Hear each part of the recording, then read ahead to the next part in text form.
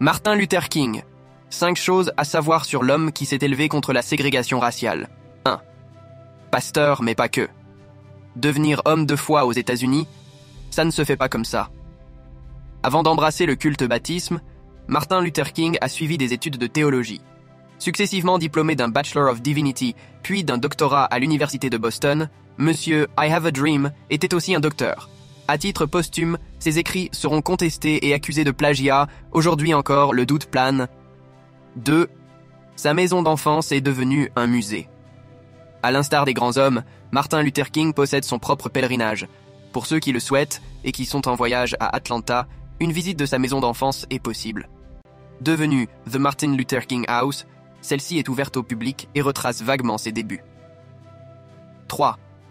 Prix Nobel de la paix. En 1964, Martin Luther King reçoit le prix Nobel de la paix pour sa lutte non violente contre la ségrégation.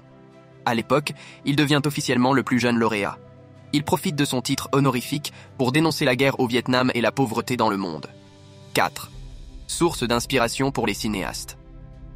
En 2014, Martin Luther King devient officiellement la star d'un long métrage intitulé Selma.